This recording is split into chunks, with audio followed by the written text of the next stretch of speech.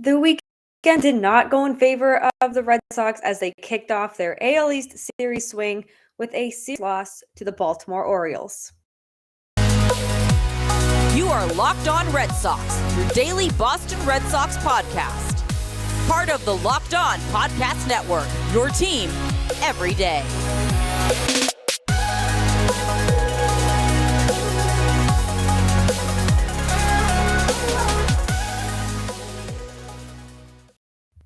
Thank you for making Locked On Red Sox your first listen of every single day. I am your host, NESN's Lauren Willand, and I hope everyone had a great weekend. If you didn't have a great weekend, I just hope it was better than what the Red Sox faced this weekend. They dropped their series to the Orioles. They did win on Saturday. It was just kind of an ugly weekend. We have talked about how important these upcoming games are and these series for Boston, its postseason hopes. There's a lot riding on these series and these games, but the struggles once again continued against AL East opponents. Friday, the Red Sox lost 15-10, which was just an emotional roller coaster of a game. Saturday, they did win 4-3. Sunday night in the Little League Classic, they lost 5-3. But let's start with Friday because I think this is kind of the game that set the tone for how the weekend was going to go. The Orioles hit 5 home runs en route to the 15-10 win. The Orioles scored 3 runs in the second, 3 more in the third, 4 in the fourth, 5 in the fifth. It was just an onslaught of offense from Baltimore. And now 10 wins, you'd think that would be enough, right? To beat any team, mostly any team. You'd think, but the Orioles offense, they could not be stopped. They were hitting everything that was thrown at them.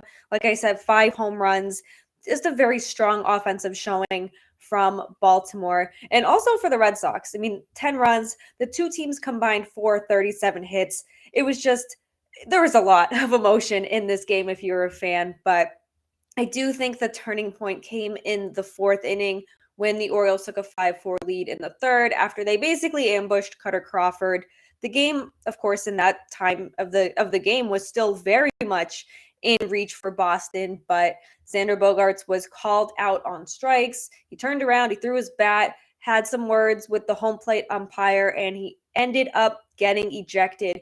Alex Cora could not get out there in time. I just think the umpire was just over it, and I think Bogaerts would have gotten away with the bat throw had he just walked back to the dugout after doing that.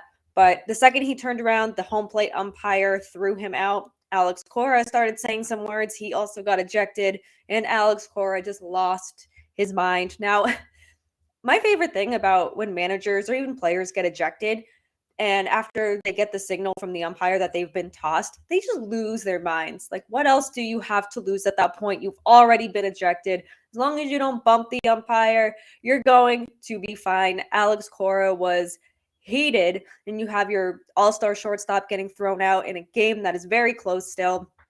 And Alex Cora was pointing at the plate, drawing the strike zone in the lines. The umpire did have a large strike zone. The call that he made on Bogaerts was not a good call. So I 100% understand why Bogaerts was mad. And he's only been ejected. This was his second career ejection. So he's not somebody who gets ejected, which is why I truly think that just him throwing the bat, picking up, and walking away would have been fine. But it's because he turned around and was heated. And the frustrations just keep boiling over for Bogaerts. He did say that he's been upset with how he's played of late. He's not producing the way that fans want him to, that obviously Bogaerts wants him to. And it was just a lot of anger coming out, and he ended up getting him ejected.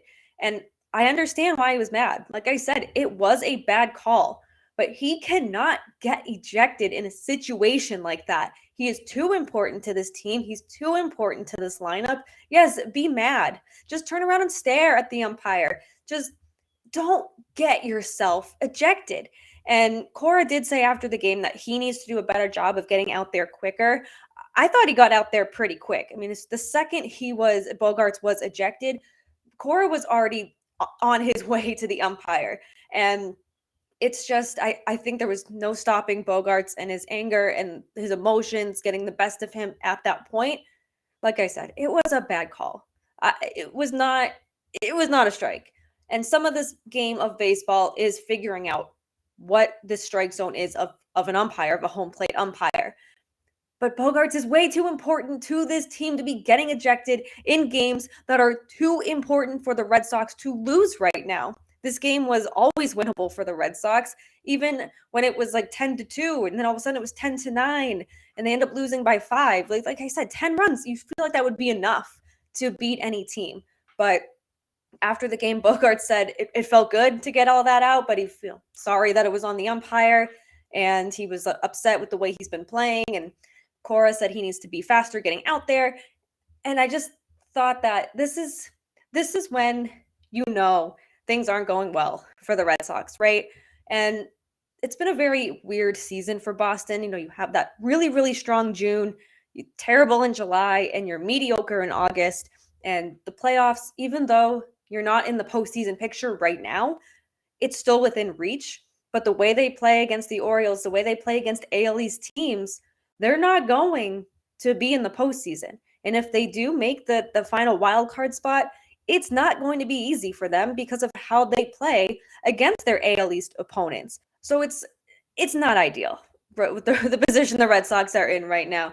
The frustrations have boiled over for this team at this point in the season. They know that they're not where they want to be in the standings. They know the postseason is getting harder and harder to reach, and it's just not going well for the Red Sox right now. They are off on Monday before starting another AL East series, but I just think that at this point, they really need to focus on their strengths. They need to stop letting their emotions get the best of them, and they need to focus on winning games. Sounds easy enough, right? But the Red Sox are just not making it easy on fans this year. And however, there was hope that the Red Sox maybe could win this series with a win on Saturday afternoon. It was a 4:00 game. Michael Wacha had the mound, and he looked really good once again. That was very encouraging after another strong start prior to that, after he came off the IL.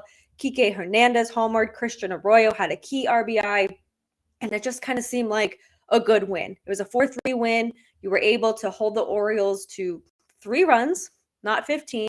You were able to hold a slim lead over them, and you're like, okay, maybe the Red Sox are going to do something here and win this series on Sunday night. But even though they won Saturday, even though there was a lot of encouraging things from Saturday, like Kike Hernandez, like Christian Arroyo, like Michael Wacha, there was still some losses. Tommy Pham was removed from the game on Friday, and he said that his back got jammed up on him. He told the Boston Globe's Julian McWilliams before Saturday's game that he would not be in the lineup. He did return Sunday, but it wasn't ideal not having him in the lineup because he's been a very bright spot since being traded to Boston at the trade deadline. You don't want to lose him, especially to back tightness or back spasms, because you just never know with the back. I say any injury is tricky, but especially the back. They're putting so much pressure when they're swinging, when they're playing the field. So thankfully he was back in the lineup Sunday, but that was not the only loss the Red Sox suffered. Eric Hosmer left the game with back tightness. Alex Cora said after Saturday's game that it was back spasms. He did not play Sunday. Obviously, you don't want somebody you just traded for to be injured. Hopefully, it's not long-term with the extra off day Monday. Hopefully, he just returns Tuesday and everything is A-okay. But due to Hosmer's injury, the Red Sox ended up recalling Franchy Cordero from Worcester. He's been lighting it up in Worcester. He is hitting home run after home run after home run with Worcester. He has a lot of success in the minor leagues. Sometimes it translates to MLB level, and he goes on these small tears, and then he just freezes at the plate. We saw it this season.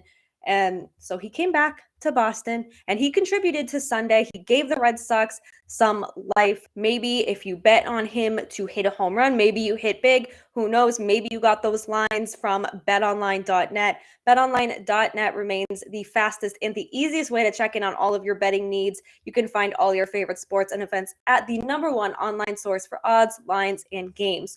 You can find reviews and news of every league, including MLB, NFL. We are way into preseason. We are so close to week 1. NBA and NHL, they are getting ready for their seasons to start very soon. combat sports, esports, and even golf. BetOnline continues to be the top online resource for all of your sports wagering information, live in-game betting, scores, and podcasts. They have you covered.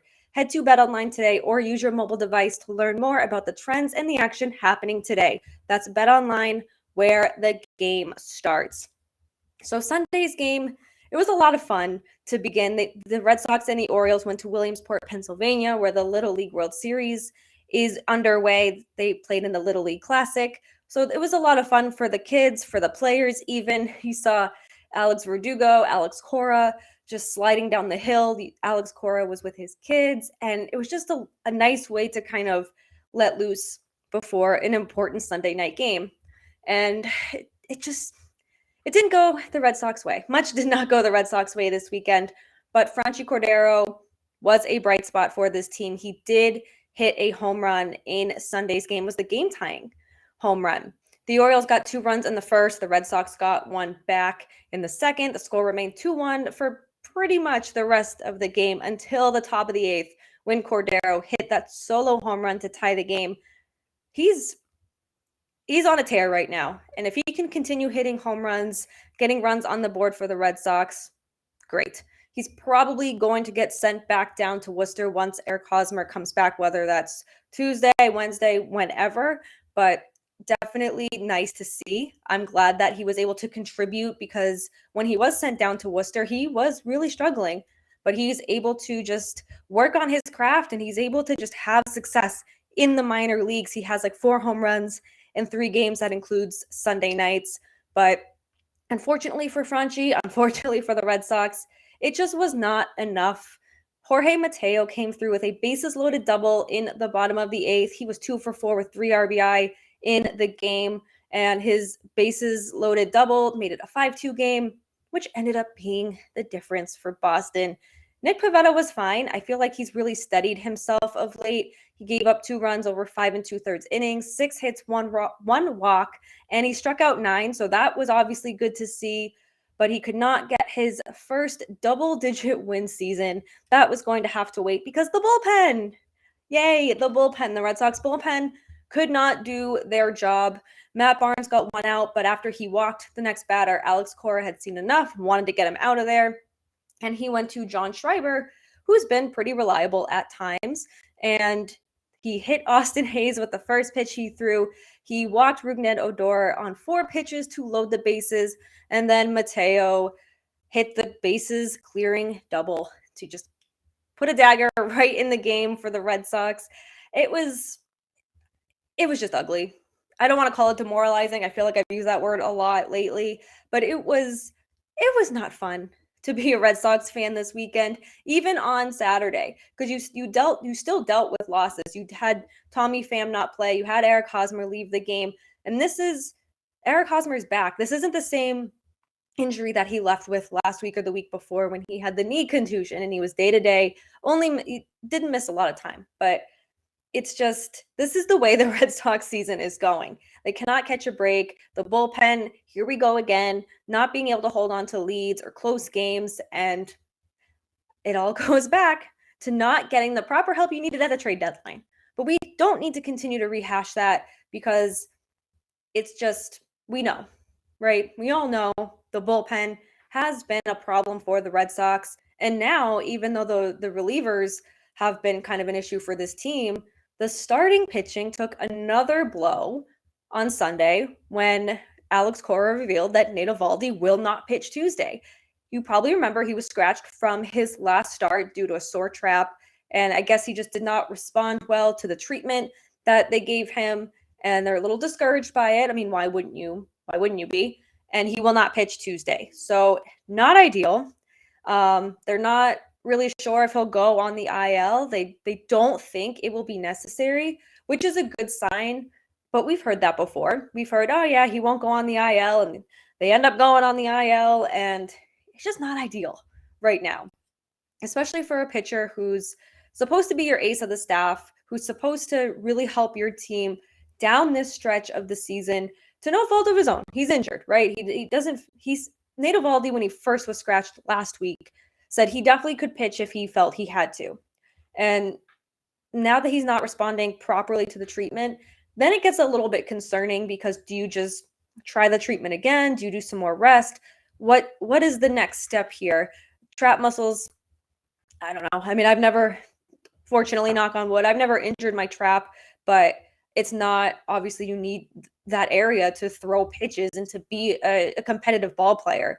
So we're not responding well to the treatment, led to him being scratched on Tuesday. Hopefully this is the last time he'll be scratched and he can get back in that lineup and contribute to this team because the Red Sox desperately need it. I'm preaching to the choir. I know that. They need to go on some sort of run here. They need some sort of help. The Yankees continue to struggle. Take advantage of this opportunity to try to gain ground in the standings, in the wild card standings, in the AL East standings, and they're not doing it. This team is going to send me into an early death. This team is going to send me into an early retirement, but we have to take the good with the bad. There's a lot of bad right now, and there's not a lot of good. You need to win these games. You need to win these series. Taking 2 out of 3 is going to put you in a better position than taking 1 out of 3 and not winning this series. Maybe they'll have some luck against their next opponents. They do welcome the Toronto Blue Jays to Fenway Park and then play the Tampa Bay Rays. It doesn't get any easier for Boston. They're going to have tough series ahead of them. But these are the kinds of series that they need to take seriously, that they need to win, that they need to overcome any adversity, any injury, have that next man up mentality, and play better. Stop playing desperate. Stop swinging at every single pitch. Be patient. That's how you're going to beat these teams. As always, we'll end this show on the mental health minute, kind of on a positive note, to give this gloomy Monday some positive vibes, because we could all use some positive vibes no matter where we're at in life, right? So it's Monday. It's another start to a brand new week. Today and tomorrow, at least here in New England, are going to be a little gloomy. There's rain in the forecast all day today. There's rain for most of the forecast tomorrow. But I am so excited for this week and this weekend. And I don't want to wish the whole week away because we're getting closer to fall. The summer is ending, but it is on Saturday. It is the Kenny Chesney concert that I've gone to every year for the last 10 years, minus the 2 because of COVID. But I'm really, really excited this year because in 2019, I bought Derek tickets for his birthday. And we really bonded when he first started dating. We really bonded over Kenny. In 2018, he went to the Friday show. I went to the Saturday show. And in 2019, I was like, oh yeah, like let's definitely get tickets for the 2020 show. And we were so excited to go. And COVID hit, obviously, and we didn't go in 2020. And in 2021, he did not tour as well. So it was just another are we ever going to be able to use these tickets? And I tweeted about it today because when I bought the tickets, we were only boyfriend and girlfriend at the time. Derek had very short hair. And then 3 years later, we're married. He's got longer hair now. He looks a little bit different.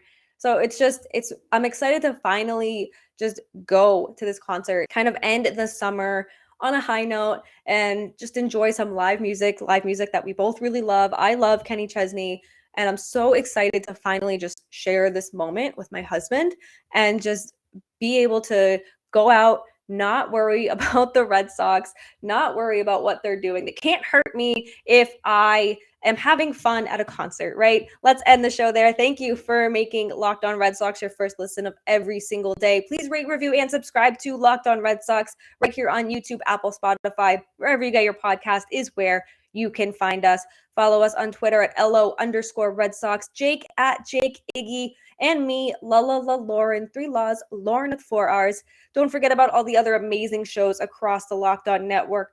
Locked On Yankees, Locked On A's, Locked On Astros, Locked On Blue Jays. Everyone does such an incredible job bringing you baseball content Monday through Friday. And now that you've made Locked On Red Sox your first listen of every single day, head on over to Locked On MLB to make it listen number 2.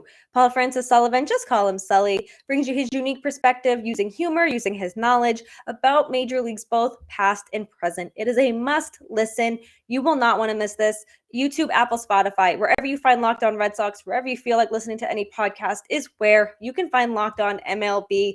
Be sure to check that out. We will be off on Tuesday. The Red Sox are off on Monday, so there'll be no episode on Tuesday, but we will be back Wednesday. Hopefully in a better mood than Monday, and we can recap a successful Red Sox game. But until then, we can only wait and see what happens. But as always, we're going to end this show with our signature trademark here. Let's go Red Sox.